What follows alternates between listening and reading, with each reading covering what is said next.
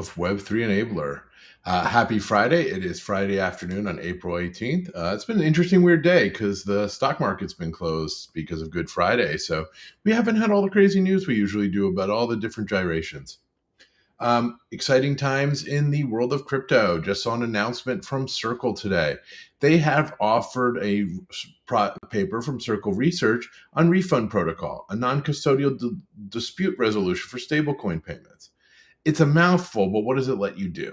It's a smart contract kind of structure that allows you to set up an arbitration mechanism to go and handle a refund.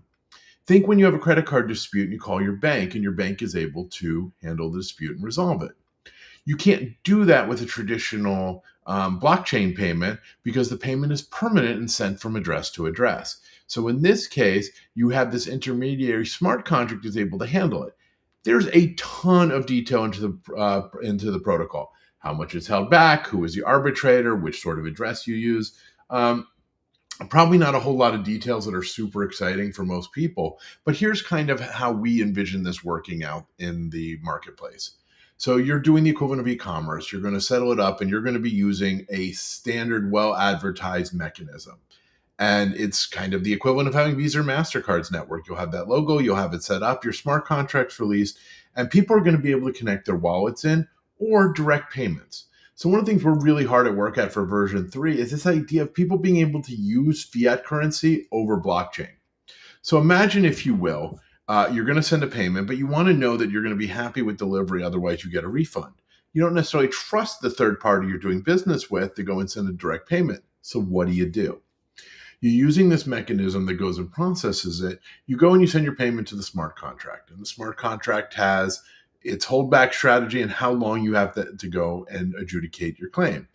You place your payment. Now, you're not really a crypto person, so you hook your bank account into our system. We do an on-ramp it for you. So the money is on-ramped, sent through a controlled managed wallet, and sent over to the smart contract address. The smart contract address was deployed by your new vendor. That new vendor used a Circle wallet, formerly programmable wallets from us, to go and deploy this smart contract to make it available. Payments made to the smart contract, you're ready to go. If everything goes fine with the deal, at the end of 14 days, 30 days, whatever is in the smart contract, the money is released to the vendor. No ability for you guys to touch it. On the other hand, you file a dispute with the arbitrator, and now that process kicks in.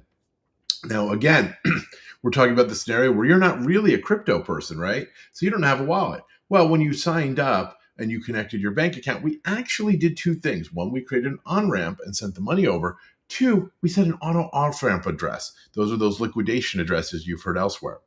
So imagine, if you will, you've got a bank with Bank of America and you have an ACH or a wire instruction. It says you're going to send $5,000 to this address, and when it happens, we're going to go send it to this destination. Either the smart contract or the managed wallet that when it receives it is going to send it to the smart contract, depending on how it's set. Money's now delivered. It's in the smart contract. Again, the Salesforce Slack notifications go off. The whole deal's going down because you've paid. You've put your earnest money in. Now you're going through the process and you're 14 days in, 30 days in, and you have a dispute. You go and you file your dispute. Let's say you win. Money is being returned to you. Again, when you set up your bank account, we set up a liquidation address, registered it for you over at the smart contract. So now the money is sent to that liquidation address and it's sent to you on, say, May 25th. Well, on May 26th, that money is scooped up in the liquidation and ACH, SEPA are wired into your account. All of a sudden, we've taken an international payment with almost no fees on it for a fraction of the cost of using Visa or MasterCard and giving the same safety mechanism of Visa and MasterCard, and the whole thing completely transparent on the blockchain. That's what transactions are looking like come later 2025. That's the world of this new blockchain, and that's the exciting opportunity. So we are looking forward to supporting this within Blockchain Payments, our Salesforce native tool, as we are bringing programmable wallets that are currently supported in our open source programmable wallets for Salesforce to being natively done in Blockchain Payments, where we'll be supporting the Circle wallet. We're excited for the 3.0 branch. We've got liquidation addresses for you. We've got liquidation addresses for your vendors. We've got on-ramp. We've got company managed wallets coming, and we've got client managed wallets coming, all coming to the Salesforce platform, all built on a variety of technologies. This is very similar to what we're building out for Cardano right now in Project Catalyst. We're excited. We should be submitting milestone 2 in the next few weeks. And we've got a 100% native EUTXO Cardano wallet running inside of Salesforce. So we're excited. No WASM involved, making it work, all this stuff. We're looking forward to bringing all these different transactions. We're looking forward to having Salesforce manage Bitcoin wallets, all of this stuff. And we want to thank everyone in the grant world of these blockchain foundations made it possible for us to create things. And a special thank you to all our investors, both our pre-seed investors and our crowd investors, as we are moving forward. So we're excited. Everyone have a fantastic Easter. Have a wonderful end to Holy Week.